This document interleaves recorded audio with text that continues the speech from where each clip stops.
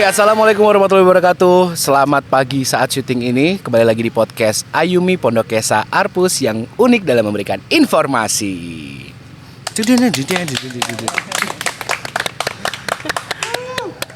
Oke, kali ini kita akan ngebahas tentang literasi bicara, di mana bicara yang penting, pentingnya berbicara, bukan yang penting bicara, sama orang yang jago bicara. Ladies and gentlemen, Lelian Driani.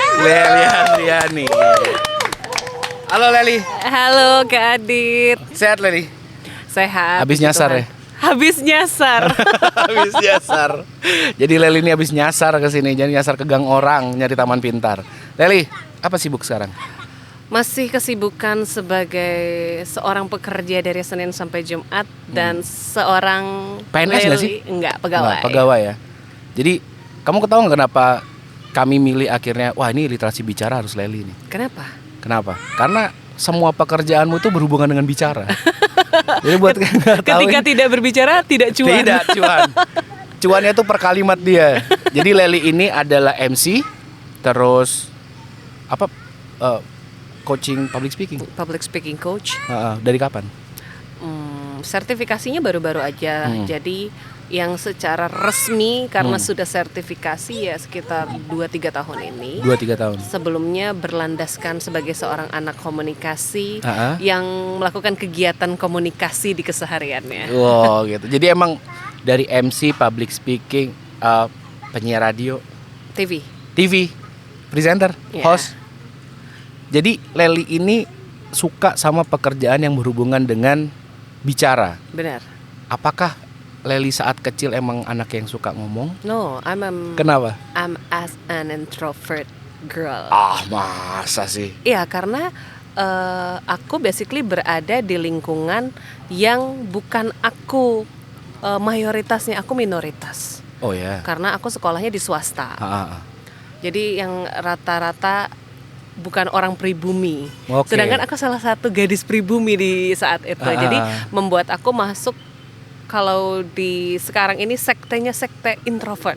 Wow, sekte introvert. Tapi emang se-introvert itu Leli dulu? Iya, karena ngerasa nggak punya teman yang satu circle. Jadi masa kecilmu tuh gimana, Lel? Bener-bener yang bukan seperti anak sekarang, datang ke sekolah, belajar, pulang bantu orang tua, repeat. Oke, itu terus? Gitu terus. Ada kesibukan apa orang tua? Orang tua aku swasta, punya toko. Oh, jadi bantu jualan? Enggak juga sih, bantu beres-beres rumah. Maksudnya lebih kayak anak-anak yang memang anak-anak rumahan.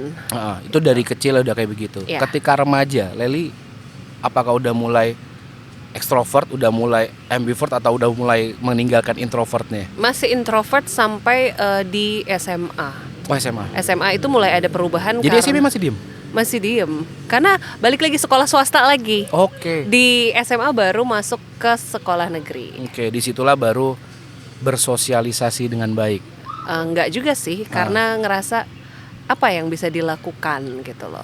Ternyata ada beberapa kesempatan yang salah satunya membuat aku memilih jurusan komunikasi. Trigger awalnya?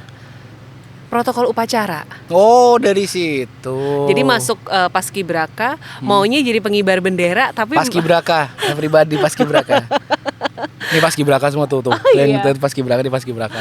Tapi ternyata mereka lebih serak dengar suaranya sebagai seorang protokol upacara, bukan sebagai pengibar bendera. Tapi ngibar waktu itu? Enggak. Jadi memang benar-benar sampai 3 tahun di SMA, biar udah bukan tim paskib yang tahun itu, mereka repeat aku lagi untuk protokol upacara. Setelah aku lulus SMA, mereka minta aku sebagai coach protokol upacara. Wah. Aku kebetulan sekolahnya di SMA 1 Samarinda. Jadi setelah aku lulus, datang dong ke sini ajarin anak-anak yang buat jadi protokol upacara. Tapi emang pertama kali itu ada yang ngajarin? Nggak ada. Jadi gimana cara belajarnya? Nggak ada. Muncul sendiri suara keprotokolan yang agak berat dan ngebas ini. Apakah nonton YouTube gitu atau apa, akhirnya belajar, wah kayaknya harusnya ngomongnya kayak gini deh? Enggak pernah. Jadi benar-benar ya mungkin ini talenta dari Tuhan ya. Jadi kayak ya udah diasah dan akhirnya menemukan tempat yang tepat dan benar untuk menyalurkan si talenta ini. Akhirnya si Lelian Driani ini menjadi pelatih protokol. Iya. Bagian ngomong. Iya, bagian protokolnya ya. Siapa yang dilatih pertama? Anak-anak paskib, adik-adik tingkat, adik-adik kelas. Kamu kan bukan lahir dari pendidikan bicara waktu itu kan, maksudnya nggak ada pendidikannya public speaking atau apa. Gimana cara mau ngajarin?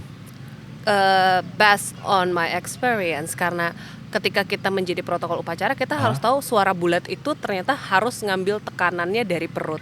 Oh, a i u e o itu artikulasinya harus jelas, tidak boleh ada yang belibet atau waktu kita buka mulut nggak boleh cuma setengah. Sehingga a ya tetap a, nggak kayak gitu, yang agak sengau ataupun juga teori itu udah didapetin. Udah, karena praktek. Jadi kayak yang benar adalah ketika kita buka mulut yang lebar, buka mulut yang sempurna dan nge-push nafas itu dari perut. Jadi nggak tahu teorinya seperti apa. Jadi cuma karena ngerasain, kayaknya A-nya bener ini deh. Iya gitu. Gitu. Jadi ngajarinnya benar-benar based on my experience. Jadi benar-benar gitu. Oh berarti A-nya yang ini ajarin. Gitu. Karena lucu aja gitu, nggak punya base berpendidikan bicara tiba-tiba ngajarin orang gitu. Tapi sempat minder nggak sih waktu pertama kali jadi protokol upacara gitu? Enggak, karena nggak ada yang sebagus suara aku di saat itu. Kelas. Karena 3 tahun akhirnya aku repeat buat jadi protokol upacara. Aku bilang, kenapa nggak dikasih kesempatan buat ngibar? Enggak, soalnya kakak lebih bagus jadi protokol upacara. Berarti believe kalau itu gift ya. Karena gini, kalau biasanya kalau itu bukan gift itu orang minder loh. Benar. Minder untuk memulai sesuatu tuh minder. Jadi dari protokol itulah Leli mulai ngerasa kayaknya nih kemampuanku ada di tenggorokan deh, ada di pita suaraku gitu. Akhirnya kau milih untuk belajar memperpanjang ilmu bicaramu ke jenjang public speaking. Komunikasi. Ilmu komunikasi dulu.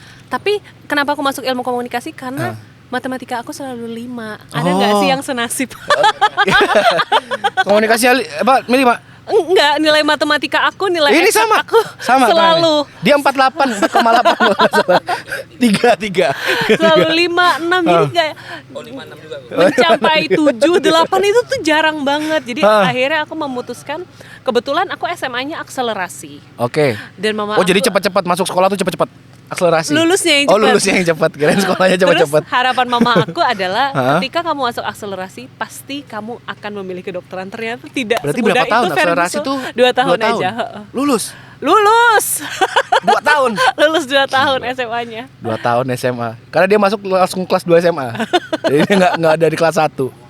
Akselerasi tahun? Aku SMA-nya 2008, lulusnya 2010. 2010, harusnya 2011 ya? Ya, harusnya angkatan 2011 ya. 2010 akselerasi. Akhirnya aku memutuskan untuk melanjutkan ke komunikasi. Kenapa komunikasi? Apakah karena base tadi? Satu, pelajaran hitung-hitungannya sedikit. Cuma ada pengantar statistik. Berarti emang base rapport ya? Iya, karena memang dicek. Oh iya, mata kuliahnya nggak ada hitung-hitungan nih kayaknya. I will choose communication untuk aku lanjut kuliah. Terus kayaknya is it me nih. Terus kerjaannya itu bakalan banyak ngomong, bener-bener dasar-dasar untuk kita berbicara, dasar-dasar komunikasi, pengembangan komunikasi kayak ini adalah aku banget. Jadi aku memilih yang pertama komunikasi, kedua hubungan internasional. Padahal mamaku mau pertama kedokteran, kedua farmasi, dan tidak ada yang aku pilih satupun. Karena ada matematikanya. Iya, itu semua pasti matematika. Itu pasti disuruh ngitung semuanya. Bukan cuma ngitung, hafal. Iya, betul. Nah, akhirnya milih komunikasi. Apa yang menyenangkan yang pertama kali begitu? Oh ya nih kuliah nih. Mulai kuliah, ada nggak sih pasti kalau di SMA tuh mata pelajaran ya yang bikin kamu senang, semangat banget untuk? Bukan mata pelajaran, aku langsung jadi ketua tingkat. Waduh. Di saat itu jadi aku ngerasa kayaknya it's my time. Kayak kamu nggak normal deh, Le. Kayak kamu manusianya nggak normal deh, cepet banget jenjang pendidikannya. Jadi kamu jadi cutting? Iya, jadi cutting. Terus entah kenapa, karena tiba-tiba mereka tuh langsung memilih aku buat jadi cutting. Ya udah, akhirnya di situ aku banyak dekat sama dosen. Oke. Dan di situ tuh aku udah dapat kesempatan yang lebih duluan dibanding dengan teman-teman aku. Oh ya, nanti kita bakalan bahas ini ya. Jadi ketika dosen aku bilang nanti kita bakalan bahas ini, aku udah belajar duluan. Jadi ketika nanti tanya, ada yang tahu nggak pengertian ABC? Aku langsung angkat tangan. Aku nggak tipe anaknya yang duduk di belakang atau malu-malu. Aku duduk harus paling depan. Agak-agak cheater ya kamu ya. Paling udah depan dan udah tahu. Jadi aku langsung angkat tangan. Jadi akhirnya banyak dosen yang udah notice sama kehadiran aku. Ini ada anak yang responnya cepat banget gitu.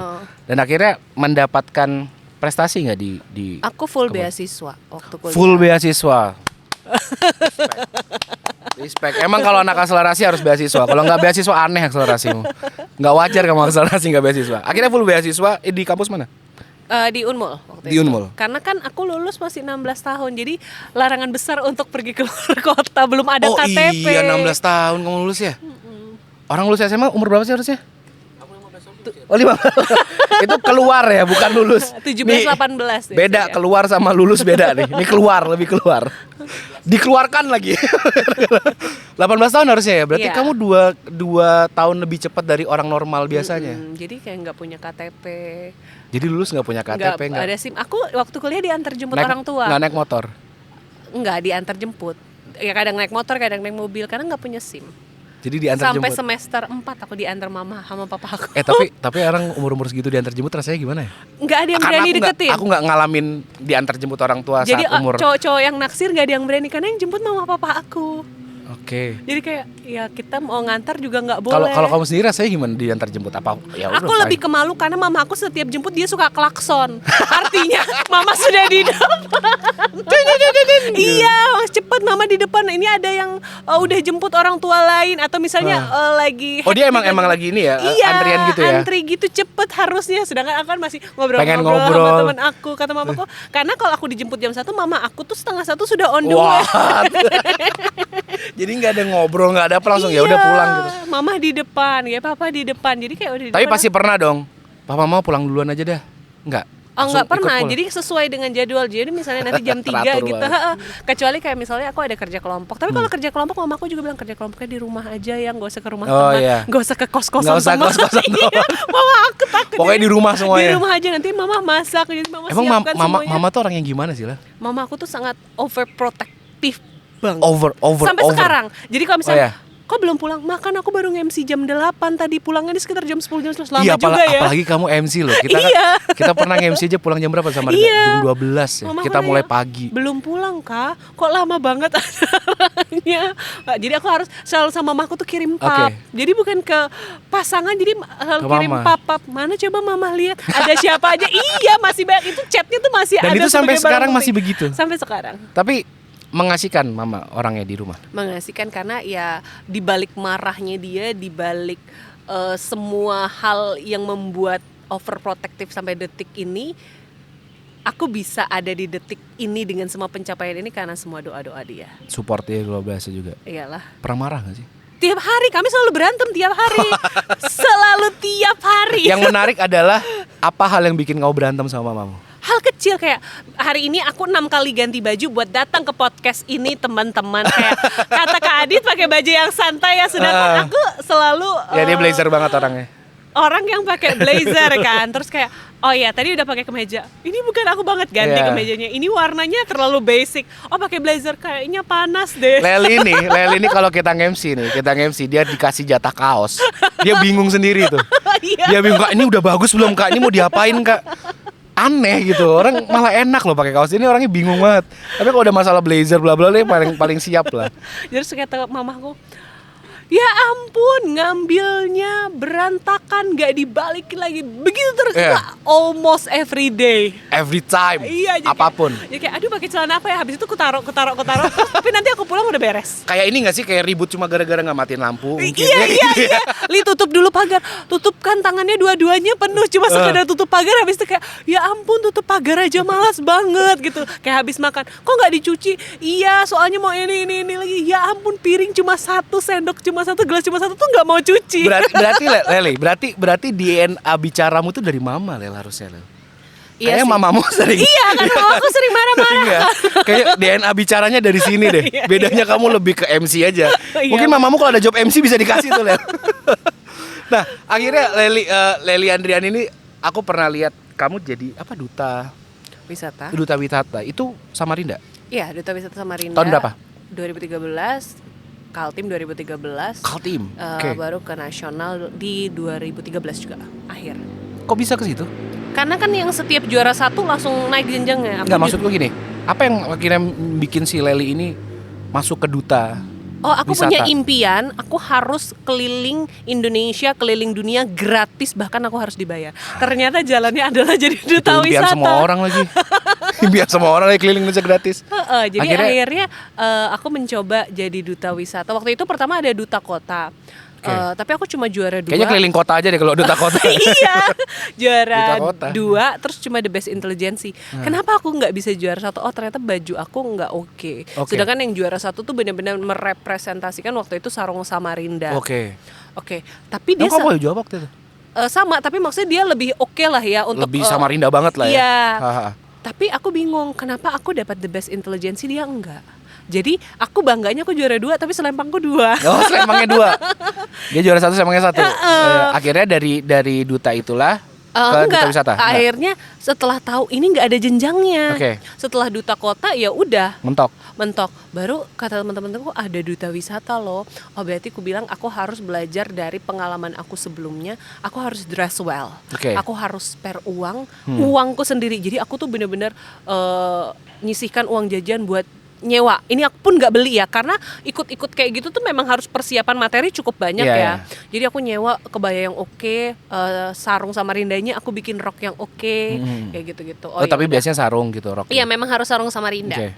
Ya udah, ternyata juara 1. Aku langsung kayak Di I duta didn't wisata. expect gitu lah, karena banyak banget yang pesaing-pesaing lain yang juga well prepared dan oke. Dan apa yang bedanya dari duta kota sama duta wisata? Apa yang signifikan beda banget? Yang signifikan beda ketika bertugas bersama dinas pariwisata kita bakalan dibawa. Duta kota ini kayak masih bingung apa ya segmentasi yang memang harus kita berikan ke anak-anak yang jadi duta kota ini. Jadi sekarang tuh sudah nggak ada duta kotanya. Kalau Udah nggak ada akhirnya? Duta kotanya udah nggak ada, jadi akhirnya Mungkin karena tetap di bingung duta juga mereka ya, ini duta kota diapain ya? Iya banyak Ngapain? banget kan duta-dutaan Iya, sekarang. jadi kan Tapi duta kalau wisata. duta wisata ternyata senengnya ketika kita juara 1 kita dibawa ke provinsi. Nah, ketika kamu jadi duta wisata itu apakah sudah menguasai kemampuan berbicara yang cukup? Itu sudah di semester 4 atau 5 Oke. di perkuliahan. Sudah jadi public speaker? Belum. Oh, belum. Masih jadi mahasiswa di ilmu komunikasi, tapi mau mencoba sebuah hal yang apa nih yang di luar akademik. Apa nih non akademik yang bisa dijalankan tapi dengan menerapkan si ilmu komunikasi ini. Dan apa yang relevan akhirnya kamu dapat dari seorang duta wisata dengan apa yang memang menjadi giftmu tadi? Apapun yang kita bicarakan, ketika kita berbicara dengan baik dan benar, semua orang akan notice. Oke. Sekalipun itu nggak benar ya. Sekalipun Misalnya itu kita kayak ngomong, kamu tahu nggak sih hari ini Indonesia itu merayakan ulang tahunnya ke-74. Bukannya 75, coba deh kamu baca. Oh iya, coba sebentar ya. Akhirnya dia baca. Akhirnya padahal yang benar misalnya 75. Itu kayak ngehook gak sih ya? Kayak Iya. ngehook gitu ya? Jadi kayak ketika kamu dress well, ketika kita berbicara dengan baik dan benar sekalipun itu isinya nggak benar, orang akan percaya. Contohnya janji-janji palsu di saat pemilu. Orang nganggap itu janji-janji manis yang nantinya jadi janji-janji palsu, padahal sebenarnya nggak terjadi, belum Iya. terjadi, bukan menjadi sesuatu hal yang akan Bahkan menjadi mungkin realita. tidak memungkinkan untuk terjadi. Iya. Iya, benar ya. Kali. Benar ya, tidak Tapi mungkin terjadi. karena dia berpublic speaking dengan baik dan benar, Ah. walaupun isinya tidak benar, orang akan percaya, akan ada trust di situ. Jadi itu yang aku lakukan di duta wisata. Tapi aku bukan memberikan sebuah hal yang tidak dapat dipercaya. Tapi itu kan jadi Program ya? program kerja ya. Program. Oh ya, saya maunya ketika saya menjadi seorang duta wisata nanti program kerjanya A B C D E F G kayak gitu. Dan akhirnya juara di Ya. Kaltim. Iya, juara 1 di Kaltim. Program apa yang ada dijalanin? Kemarin itu programnya, karena itu di zaman aku ya, aku banyak jalan-jalan ke tempat wisata dan bikin vlog. Dulu kan zaman banget Oh, vlog benar-benar. ya. Tahun berapa itu ya? Tahun berarti 2013. 2013 vlog masih tipis lah ya. Iya, jadi kayak aku bener-bener kayak, hai guys, jadi kita hari ini kesini. Jadi belum ada kan dulu, bener-bener gak ada happening sama sekali. Spesifik tempat wisata ya? Iya, tempat wisata. Jadi kita kemarin itu kampung Samarinda seberang, Oke. terus kita tuh ke masjid Islamic Center, terus kita tuh kayak kulineran nasi kuning gitu-gitu dan belum ada banget kan. Nah, sedangkan kita tuh kayak mengajak, ayo dong kita wisata ke Samarinda gitu-gitu karena sebagai ibu kota Kalimantan Timur. Sesimpel itu. Oh, dan capaian kamu sebagai duta wisata waktu juara 1 itu udah puas nggak dengan semua yang udah kamu lakuin itu sebagai duta wisatanya? Sampai saat ini aku merasa aku puas banget. Kenapa? Karena tanpa title duta wisata itu aku selalu mau dan berkembang dan terus menjadikan Kalimantan Timur itu adalah kebanggaan di diri aku. Jadi kayak misalnya aku datang ke sebuah tempat, aku harus membawa sesuatu hal yang berhubungan dengan Kalimantan Timur. Oke. Contohnya batik, atau aku pakai sesuatu hal yang berhubungan dengan manik-manik. Ataupun juga karena aku duta wisata, ya udah memperkenalkan wisata. Misalnya Jadi aku datang representasi gitu ya. ke sebuah tempat, kayak kemarin aku baru datang ke Medan, yang aku cari, aku nggak mau ke mall loh, jadi maunya kemana? Aku mau ke tempat wisata. Aduh. Ke Medan ngapain ke Medan? Nggak ada dinas. Oh, tapi waktu itu kamu pernah keluar negeri ya? Iya. Dalam rangka apa? Jadi perwakilan Kalimantan Timur. Jadi kebetulan banget Kalimantan Timur sebagai tuan rumahnya yang Parade of Rose Pasadena di 2014-nya. US ya? Ya. Kayak Itu gitu-gitu. California deh kayaknya fotonya. Iya. Oke. Itu acara apa? Parade of Rose. Jadi kayak dia itu membuat semacam pameran yang ada paradenya tapi pakai bunga asli. Jadi aku sudah sampai lihat bunganya, itu bunga asli, tapi di bawahnya itu semacam ada cairan untuk mengawetkan dia sekitar 1 bulan. Oke. Jadi bunganya ditusuk di cairan itu, setiap bunga. Dan Lely berangkat sebagai Perwakilan Kalimantan Timur sebagai duta wisata. duta wisata. Wah, lazat. Jadi kayak, oh ya ini loh doa aku waktu aku SD saat aku dibully. Jadi aku dulu dibulinya. Oh, dibully kamu? Iya, aku tuh korban bully. Kamu dibully tahu. apa? Siapa yang bully Lely? Kalian para bullying Lely. Kamu lihat Lely sekarang. Jadi dia bilang, kamu liburan gak pernah naik pesawat ya, kasihan. Enggak, aku berbohong, aku pernah. Emang kalau pesawat AC-nya sebelah mana? Aku langsung nggak tahu di mana lagi AC di pesawat itu. Tapi pertanyaannya oke sih itu. Iya. Itu pertanyaannya oke sih buat jebak orang. Emang kamu pernah naik pesawat? AC-nya sebelah mana coba? Pilotnya di depan apa di belakang? Bapakku. Jadi Aku langsung kayak, oh ya udah ketahuan bohong. apa bullying yang kamu nggak pernah lupa dan kamu sakit banget ngerasain dan akhirnya jadi trigger kamu? Oh, tunggu kamu ya. Oh, jadi orang tuaku itu kan punya toko alat-alat rumah tangga. Oke. Itu Lely si ember, Lely si baskom. Aku tuh kayak, aku tuh sampai kayak, karena papa aku tuh kadang jemputnya pakai pickup. Pickupnya di belakang tuh dia tuh habis ngambil barang. Ember dan lain-lain itu. Nggak kelihatan kan itu di kardus, tapi kan ada tulisannya ya, ada Oke. gambarnya. Jadi kayak, itu dijemput tuh Lely si ember, Lely si baskom. Aku Astaga. kayak, Jadi kamu dipanggil Lely si ember. Padahal kan ada sapu, ada pel ya. Nggak, kenapa ember gitu loh. ya nggak tahu, karena mungkin barang yang dimasak Iya. itu adalah ember ya. Ada pengki, banyak loh. Kalian lain kali lebih kreatif kalau bully orang ya. Masa ember? Gitu aku Oh, langsung jadi kayak, dipanggil Lely si ember. iya kayak gitu-gitu karena papanya jualan itu, terus kayak aku Malu nggak kamu saat itu? aku nggak malu, aku cuma sedih aja kayak, kan papa aku jualan Emang dan kenapa ini sih? menghasilkan uang buat aku bayar sekolah, ya aku nggak malu, cuma maksudnya Kenapa harus gitu kenapa sih? harus dibully? Tapi ya aku santai aja sih ya, maksud aku kayak, karena memang di setiap kelas itu memang ada anak nakal yang selalu seperti Iya, itu iya, sampai iya, pasti sekarang ada, pun aku pasti juga ada. kayak nggak bisa. Tapi kamu pasti punya support system dong yang udahlah Lel nggak usah didengerin. nggak ada sih, aku kayak ya Anjing, biasa kasihan- aja akhirnya. Kasihan banget namanya sendirian ya. Bener-bener loneliness-nya ya. Kayak biasa ngadepin aja itu. karena yang membuli itu juga nggak seberapa, cuma karena Ah. dia tuh terlalu speak up ya dengan bulian itu. Dan terus-menerus kali ya. Iya, dan yang lain-lain tuh juga dibully, nggak cuma aku gitu. Oke, berarti ada teman bullynya. Memang nakal gitu loh. Itu kamu bikin nggak asosiasi korban bully gitu nggak bikin ya? Kayak banyak banget kayak yang dibully. Jadi kayak, oh ya udah, berarti ada beberapa hal yang menurut aku cukup menyakitkan di hidup ini. Satu, ketika aku ini nggak bisa kayak anak-anak lain traveling ya, karena kan di sana kan anak-anak yang cukup berada ya. Berduit Jadi lah ya. ketika liburan, mereka pasti liburan keluar Jakarta, kota, keluar negeri. ya, oke. Aku ke mall aja udah seneng gitu loh. Itu pun juga aku harus merengek-rengek, dan dulu harus tidur siang, harus makan, harus tidur siang baru diajak ke mall. Tapi kamu sekolah swasta kan? Sekolah swasta. Luar negeri dong. Iya dong, sekolah di luar negeri dong. Swasta. Harusnya bangga aja gitu. Sekolahnya di luar negeri. Nah, MTS tuh luar negeri tuh. Jadi kamu dibully karena ketidaksetaraan ekonomimu dengan teman-teman. Iya, jadi dulu tas itu, ingat gak sih waktu dulu kita sekolah, tas itu harus koper yang ditarik. Oh iya sih. Nah, sedangkan aku Ada itu banget tas sih itu beli sepatu harus gratis tas, jadi nggak usah beli tas lagi. Itu kayaknya homie pet deh tuh. Iya banget, hobi Iya. Jadi dia itu Karena kalau Neckerman itu dia gratis remote control yang ada kabelnya tuh. jadi kalau aku beli sepatu harus cari yang gratisannya tas, atau kalau misalnya beli tas Yang gratis gratisannya sepatu. apa? Nggak ada sih. Tas gratisan. Jadi harus kayak gitu. Jadi bilang, aku juga mau punya Kasian tas yang, banget ya. yang ada koper. Bawa kata mama, nggak usah, itu mahal. Aku langsung kayak, oh ya sudah. Aku Kasian bilang banget kamu gitu. Lele. Ya bener aja sih dibully, bener aja. Emang kasihan banget dia. Aku langsung kayak oh ya udah, orang tuaku kan nggak mampu untuk membelikan itu, atau meskipun mampu mungkin ada yang lain. Iya, ada.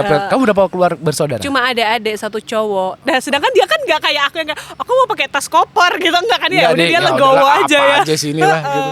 Terus aku ingat banget dulu kalau aku jalan, aku tuh pakai sepatu sendal ya. Sekarang itu yang kayak sepatu gunung. Jari kaki aku tuh sampai keluar dari sandal. Gini ya. Ini sandal nih, begini ya. Iya, karena maksudnya ya udah, kata mamaku selalu Itu biasanya refleks jarinya ditekuk tuh. biar kelihatan cukup tuh, dia refleks aja gitu ditekuk gini. kata mama aku, ya udah yang penting kan masih bisa dipakai. Oke, itu kalimat saktinya orang tua tuh. Aku langsung kayak ya udah pakai aja dulu kan masih bagus. Bagus sih bagus, cuma kaki aku sudah offset jari-jarinya. Dan akhirnya ketika Leli sekarang mencapai titik di mana jauh lah dari yang kemarin, kamu ketemu nggak sama teman-teman bullyingmu? Enggak, aku bener-bener nggak tahu mereka di mana dan nggak ada kontak. Jadi yang ada itu masih SMP sama SMA, SD itu ada 2 aja. Tapi sekolahnya di luar negeri, dan itu bukan yang ngebully aku, dan itu memang kayak Raya Tanjung Kimpul. Jadi kayak ya udah nggak apa-apa dia mencapai wajar, itu wajar aja. Udah nggak apa-apa dia sampai situ. Dulu dia Seru, waktu SD rumahnya ada kolam berenang besar dan kecil yang hangat, dan ini oh ya udah. Kelas. Jadi aku kayak oh ya udah wajar aja dia nggak apa-apa. Dia sombong boleh loh itu. Iya, Dia sombong, dia boleh loh itu sombong, nggak apa-apa, sombong aja nggak apa-apa. Akhirnya Leli yang dibully muncul menjadi Leli yang hari ini. Menjadi seorang coach public speaker. Tahun berapa? Aku sudah ngelatih itu, aku lupa deh. Sekitar sudah 10 tahunan ya kalau ngelatih. Banyak corporate gak sih? Lebih ke banyak komunitas dan juga private. Corporate itu baru-baru aja, karena aku akhirnya memberanikan diri untuk ngambil corporate, ngambil pemerintah, ngambil dinas-dinas, karena aku sudah ada sertifikasi. Jadi aku selalu mengharamkan, aku nggak boleh ngajar yang se-expert itu ketika aku belum expert. Walaupun misalnya pengetahuannya udah nyampe lah. Iya, misalnya. karena mereka juga selalu bilang nggak apa-apa, yang penting kan pengalaman banyak. Nggak bisa, pengalaman banyak tidak ada teori, there is nothing. Iya, benar, setuju aku. Jangan jadi orang sok pintar, nanti malah dipinterin, karena siapa tahu ada orang yang lebih ngerti teorinya, kita belum belajar, akan jadi masalah. Jadi emang butuh legal paper ya buat Betul. nunjukin bahwa oke nih aku pengalamannya udah sini. ada, legalitasnya ada, baru bisa show. Nah akhirnya menjadi host, presenter, penyiar, MC, coach public speaker. Pertanyaanku gini lah, sepenting apa bicara? Jadi bicara itu disebut penting, kenapa? Karena setiap kita bicara pasti kita mau nyampaikan pesan. Tapi nggak semua orang mau dengar pesan yang kita sampaikan. Nggak semua orang bisa mengerti pesan yang kita sampaikan untuk disampaikan lagi ke orang lain. Nah, maka dari itu ketika kita punya kemampuan berbicara, olah itu dengan baik dan benar. Karena aku selalu bilang ke semua orang yang ketemu sama aku, mau sepintar apapun kamu, ketika kamu tidak bisa menyampaikan itu, gak akan jadi apa-apa. Kamu diam aja. Makanya aku ada salah satu yang aku dengerin dari Islam, sampaikanlah walau satu ayat. Dan aku ganti di kelas aku, sampaikanlah walau hanya satu kata, selama itu benar.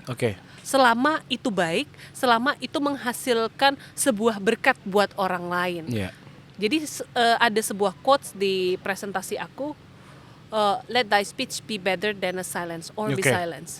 Jadi yang ngomong kalau itu tuh lebih baik daripada segera diam, tapi please diam aja kalau memang omonganmu itu nggak sama sekali membawa kebaikan gitu loh. Makanya itu nyambung banget sama tema yang kita pilih hari ini ya, bahwa pentingnya bicara bukan yang penting bicara. Benar. Nah, ketika bicara tuh sepenting itu, Lel, maka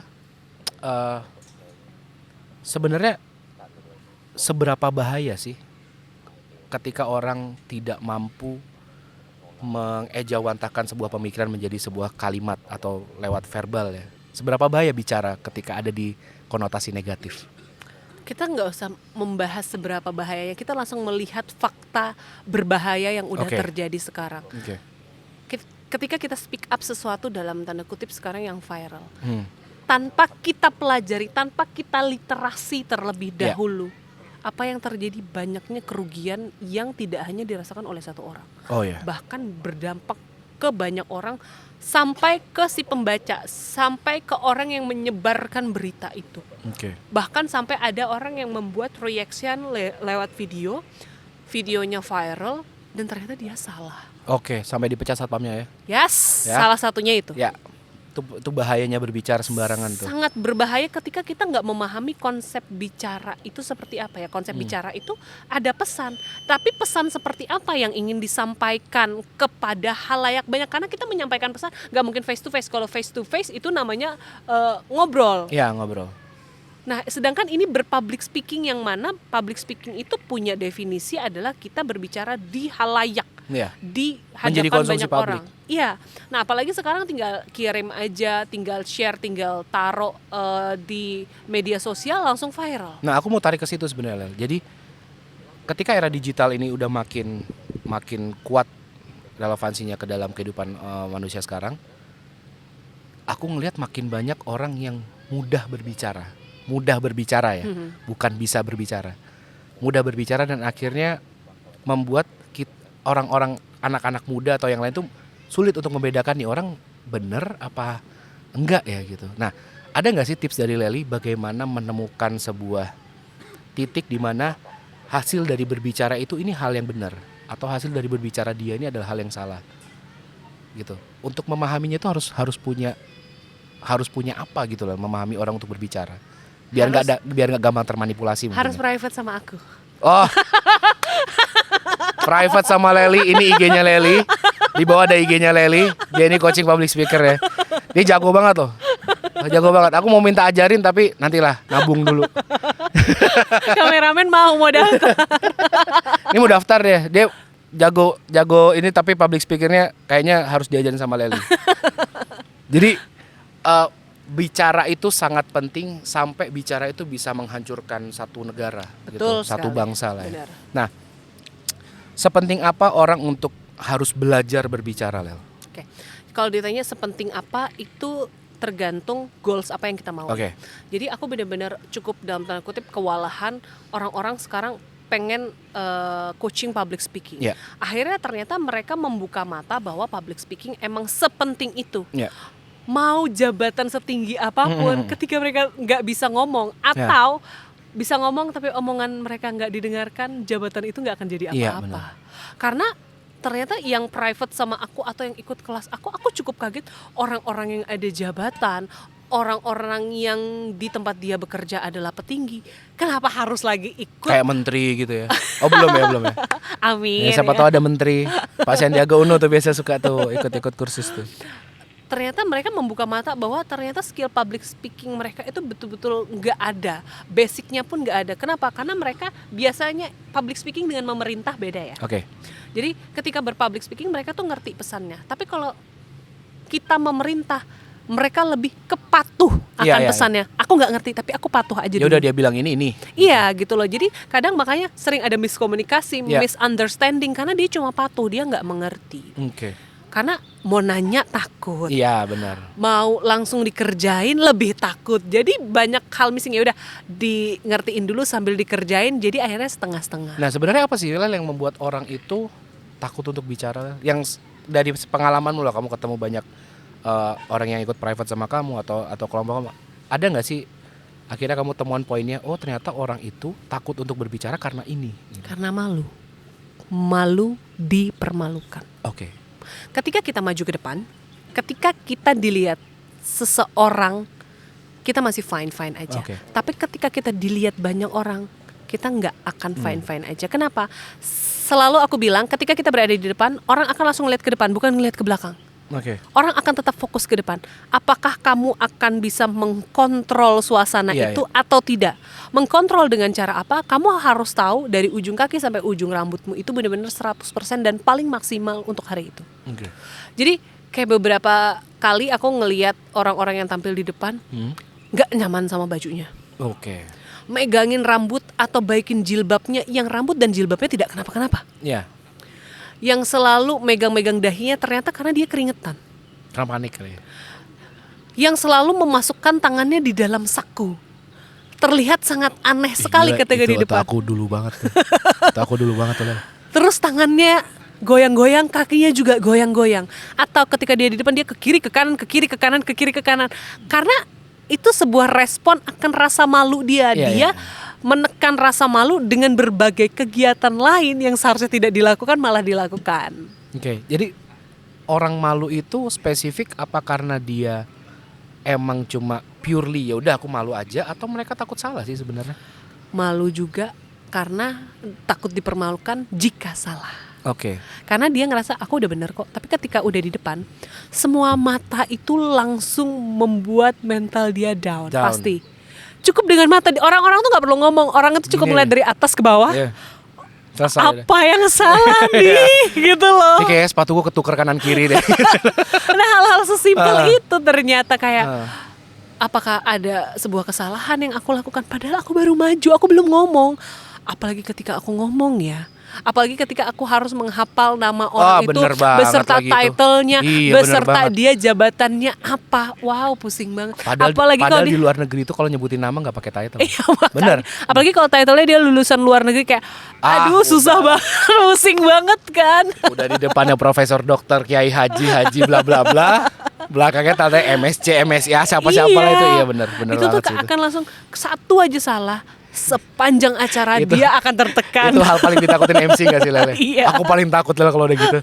Mas ini nanti ucapin selamat datangnya buat bapak ini kuliatin bapaknya sih nggak masalah ini. Belakangnya ada, kalau polisi biasanya ada kompol, ada siapa. Itu nggak boleh salah sih itu. Takut banget kan hal-hal seperti itulah. Jadi ketika omongan aku benar nggak ya, omongan aku garing nggak ya, oh ya aku mau melucu ternyata aku nggak lucu. Dia itu akan menjadi semua penyesalan hidupnya yang paling benar-benar nggak bisa dimaafkan oleh dirinya sendiri. Iya, itu kayak kalau habis MC lagi atau dia di depan panggung lagi, aku nggak mau ngejokes, udah nggak mau. Nah Lel, gini Lel, bagaimana orang ketika mau mulai berbicara di publik, apa yang harus mereka siapin supaya bukan supaya bagus ya, supaya yang tadi kau bilang supaya nggak malu dulu, gitu, supaya dia nggak ngerasa kayak, ih aku nih kayaknya ada yang salah deh, aku nanti takut salah deh, gitu. Memang kalau orang umum sih ngobrol sama aku tuh kayak, apa materinya dulu ku hafalin ya? Tapi kayaknya enggak deh, bukan itu deh solusinya gitu. Apakah aku harus tahu siapa si audiensnya ya? Kayaknya nggak cukup dengan itu deh. Nah kalau menurut Lely seorang coach public speaker ini, apa yang harus disiapin dari base-nya aja? Yang harus disiapin dari base-nya supaya kita bisa keluar untuk bicara dengan benar dulu. Jadi ada yang namanya beauty inside and beauty outside. Wow. Jadi kayak aku baru denger tuh. Oh iya. Jadi kayak cantik itu luar dan dalam, nggak bisa luar aja, tapi nggak bisa juga dalam juga. Sama dengan public speaking. Public speaking inside and outside. Jadi kayak public speaking itu adalah pekerjaannya, public speaker itu adalah orangnya. Nah berarti kita menjalani dua item di sini sebagai benar. Seorang public speaker yang menjalani public speaking. Public speakernya berarti bagian luar. Wih dia ini kelihatan pemateri yang bagus. Makanya aku punya 1001 macam blazer. Makanya kalau kakak bilang, oh acara formal, ini formal yang seperti apa sama anak-anak? Spesifik, yang semi formal ke santai, atau semi formalnya bareng pejabat-pejabat dan atau juga korporat, atau formal banget. Aku punya 1001 macam karena aku lebih segmentasinya ke situ. Jadi blazer aja. Malah yang hitam aku tuh cuma punya satu. Oh ya?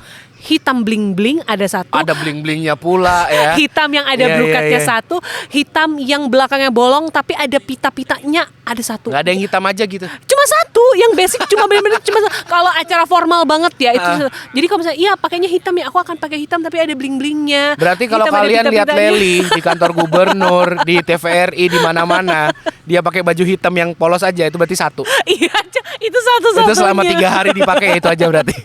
Nah, sedangkan yang bermotif itu banyak banget. Dan aku suka thrifting.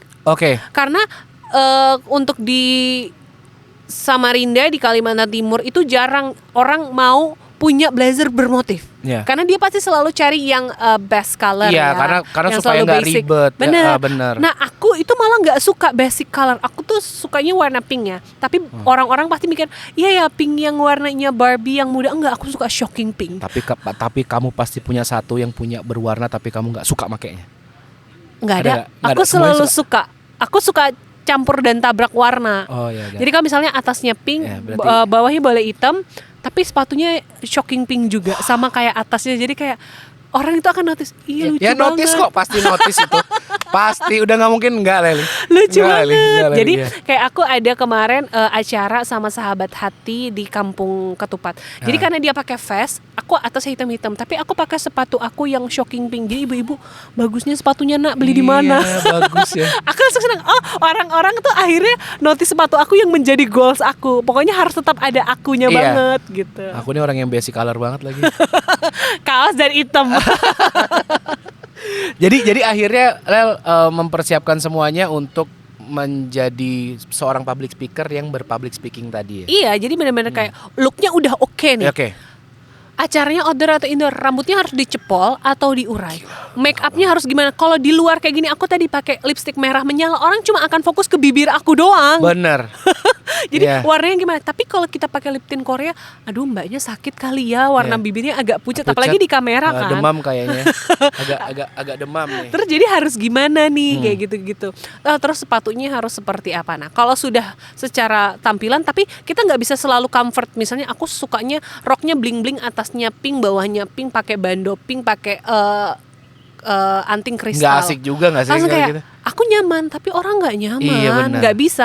Kita tetap jadi diri kita, tapi harus mengkondisikan kita lagi ada di mana, gitu loh. Oke. Nah setelah itu sudah prepare, orang itu pasti akan notice cantiknya, harumnya, enak banget dilihat. Oke. Itu akan membuat branding kita bagus dan kita akan nyaman. Akhirnya kita tahu, oh ketika kita wangi, kita nyaman, orang juga nyaman. Oke. Ketika kita dress well, orang akan bilang kita cantik, orang akan bilang kita rapi, kita nyaman. Berarti kita udah tahu nih standar kita Oke. gimana. Ketika kayak kita udah mati-matian nih pakai jilbab 10 lilitan. Oke. Mbak kok kayak ondel-ondel banget nggak sih, maaf kepanasan ya. nggak, Mbak? Iya, itu orang nggak akan membullying secara langsung atau memberikan sebuah Dia cuma bingung dengan apa yang kamu pakai. gitu iya, kan? jadi kayak tapi loh kan ini aku udah lilit capek banget nih 7 hari 7 malam, kok dia malah bilang kayak nggak panas kah? Padahal aku nyaman aja, kayak kok dia terlihat nggak nyaman. Nah kita pasti tahu lah ya, orang bombastic side as kita Iya, aja kirain benar nggak suka, banget apalagi lagi. di mbak nggak panas kah? Heeh. Bukan mau bilang kayak padahal itu aslinya Ada lagi orang yang ngomong bisa, ih mbaknya ini pasti prepare dari tadi malam tuh ribet banget itu. Mbak." iya, padahal dia mau bilang kayak mbak jelek loh. Iya. Tapi dengan kata-kata yang bagus karena lagi acara kan, dia nggak mungkin benar. mengganggu si orangnya ini kan dengan kata-katanya, tapi kayak kita yang lihat aja kayak jengah gitu loh. Capek banget ya. Oh ya berarti itu nggak masuk nih di standar kita. Berarti kita harus pakai clean hijab Iya. yang cuma sekali aja dan dililit, gak usah banyak lilitan-lilitannya. Nah, Mungkin dikasih beberapa ornamen bla bla. iya bla paling gitu. cuma kayak bros Ya, gitu-gitu kan benar. biar terlihat formal. Nah, ketika kita sudah well prepared sebagai seorang public speaker, public speakingnya seperti apa? Oke. Nah, kita ini kan disebut public speaker karena public speaking. Ya. Berarti kayak Kak harus belajar nggak? Bukan harus belajar ya, memang Ya, kamu memang- harus belajar. ya, memang gitu harus loh. punya. Kamu misalnya ngajar anak SD, Hah. iya kamu akan menggunakan bahasa-bahasa yang tinggi. Halo, Nah, anak-anak itu kalau bisa ngelempar kamu bakalan ngelempar kamu kayak Bu kami nggak Apaan ngerti. sih gitu ya, kayak, Ibu apa sih? ngapain di sini gitu loh. Oh ya berarti kita harus sambung ini. Misalnya yang lagi dibahas anak-anak sekarang ini apa? Oke. Oh yang lagi Yang dibahas relevan sama mereka ya? anak-anak sekarang ini adalah bagaimana mereka dipaksa untuk memahami terkait dengan ibu kota negara baru. Benar. Oh iya, tapi kita nggak bisa sebutkan. Iya anak-anak ibu kota negara baru adalah bla bla bla Nggak yang bisa. formal. Ya udah, teman-teman ada yang tahu nggak di sini kabupaten kota di Kalimantan Timur? Coba sebutin. Oke. Ada yang pernah melihat rusa nggak? Oh ya udah kita berarti mau menjurusnya ke Penajam Pasir Utara, hal-hal simpel. Oke. Ada yang tahu hewan bertanduk nggak di sini? Jadi Bridging ya? Iya, Bikin jadi bridgingnya kayak ya? apa ya hewan bertanduk? Apalagi kalau anak-anak suka kan di Ha-ha. challenge seperti itu. Jangan kayak langsung dijelasin Kalimantan Timur IKN dengan adalah PPI. ini, Iya, ini. mereka nggak akan mau. Benar, ngerti harus ada karena bridge-nya. Cara belajar mereka sekarang aja nggak seperti itu. Benar. Benar. Jadi kalau kita masih pakai gaya yang lama, ya nggak akan masuk. Berarti di keywordsnya tuh ini gak sih? Confident gak sih? Jadi maksudnya gini, ketika kita pakai baju well dress well yang kayak mau bilang tadi, emang ngemantik confident kita untuk Benar. muncul karena di situ kayaknya kuncinya ya. Karena kita langsung akan kepala kita akan langsung naik, nggak tunduk. Kenapa? Karena kita ngerasa aku udah nyaman, aku udah cantik, orang-orang senang dengan keberadaanku. Oke. Aku siap. Oke. Siap untuk berpublic speaking itu. Kalau ditanya, jadi aku harus belajar dulu atau gimana? Itu balik lagi ke kita. Jadi cara aku aja, oke, pengalaman aku udah banyak. Aku udah ngambil sertifikasi, aku udah lulusan komunikasi, apa selanjutnya? Akhirnya aku sekarang lagi ngambil S2. S2 LSPR, London School Public Relations di Jakarta. Wah, sukses pokoknya. Sukses harus berhasil. Nah, Leli terakhir. Harapanmu. Aku nggak mau ini terakhir. Ntar- Aku mau ntar- ini selamanya. Ntar kita nggak bisa off, kita ngobrol. Terakhir aku pengen nanya pertanyaan pamungkasku adalah ini. 2024, 2025 dan seterusnya kita akan jadi IKN bla bla bla bla. Apa harapan Leli untuk dunia literasi bicara? Kita nggak usah ngomong Indonesia lah ya. Untuk daerah kita lah. Harapannya Leli apa? Aku berharap kita tahu kekurangan kita sendiri. Oke. Dan jangan nyaman sama kekurangan itu. Ketika kita udah nyaman sama kekurangan kita, yang notabene kita jadikan, enggak lah aku udah comfort sama zona nyaman aku. Padahal zona nyaman yang kita merasa nyaman itu yang membunuh kita. Oke. Jadi jangan sedih ketika orang luar yang datang. Kayak misalnya, kita belajar bahasa Inggris yuk.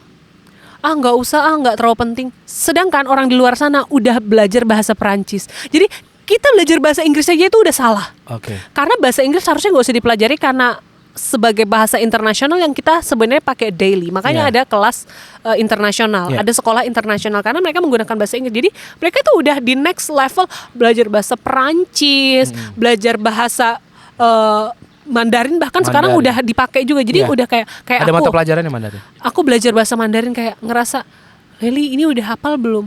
Iya anak aku yang SD itu aja sehari aja udah hafal SD karena dia sekolah internasional. Akhirnya dia yang melihat pendidikan lebih bagus ngomong ke aku, anak aku yang SD aja loh. Mungkin nggak sengaja yang dia sampaikan ke aku, tapi dia udah ngomong yang SD aja udah bisa hafal kok sehari, masa kamu seminggu masih belum hafal? Langsung ciut. Ternyata nggak sepintar itu loh Yeah. kita ngerasa udahlah kita udah oke aja, udah cukup aja. Padahal nggak ada yang cukup di dunia ini terlebih untuk pendidikan ya. Iya, benar. Dan ini yang pendidikan untuk diri kita sendiri. Masa kita Yeah. mau mencukupkan kita tetap berada di standar yang ternyata itu bukan standar. Jadi menurut aku benar-benar cari kelemahanmu apa, cari kelebihanmu apa, kelebihannya ditingkatkan, kelemahannya harus cari gimana biar itu nggak lemah. Ketika memang nggak bisa ngomong dulu deh di kaca. Kalau sudah bisa ngomong di kaca, sekarang next step aku bukan di kaca lagi, ngomong deh di HP. Kamu lihat deh, kamu ngomong bagus nggak? Iya. Ketika kamu aja merasa nggak bagus, jangan publish dulu. Cari orang terdekat dulu buat cek. Kemudian baru bisa lihat reaction orang. Karena orang sekarang kan kayak sok-sok banget sih ngomong. Iya. Kamu siapa? Kamu kok sok pintar banget sih. Kamu sok OOTD banget. Padahal barang-barang kamu barang-barang keranjang oren. Gak seberapa bermerek kok. Padahal dia tuh udah punya expression untuk kayak mengekspresikan dirinya kayak, oh ya udah aku mau kasih info nih tentang OOTD. Tapi udah langsung jatuh ketika kayak barang-barangmu cuma keranjang oren kok, bukan box orange. Bukan box orange. Iya. Padahal niatnya baik, yang support dia banyak, reaction positif juga banyak. Tapi ternyata ketika ada satu yang menjatuhkan udah langsung ciut lagi. Jadi harus Karena orang literasi tadi Ah, kayak please deh baca deh referensi. Gak semua hal yang baik itu baik dan gak semua hal yang buruk itu buruk. kelas. Everybody Leliandriani. Keren banget Leli, sukses. Kamu mau S2-nya? Iya. S2-nya cepat selesai. Ini akselerasi Amin. lagi nggak? Kumlot apa? Harus akselerasi karena biayanya ini sekolah swasta. Jadi aku harus cepat selesai. Berarti sekolah di luar negeri lagi dia nih. Sekolah luar negeri lagi. Jadi Leli sukses terus. Semoga semua Amin. kerjaannya lancar, Amin. makin terbuka semuanya dan makin banyak orang yang sadar bahwa public speaking itu penting dan berbicara itu penting. Leli, thank you buat semuanya. Jangan lupa komen, subscribe, love, share atau apapun yang harus kalian lakukan. Support terus podcast Ayumi. Sampai jumpa lagi barengan saya Adit dan Leli. Bye-bye. di Pondok Esa Ayumi, Pondok Esa Arpus yang unik dalam memberikan informasi. Thank you.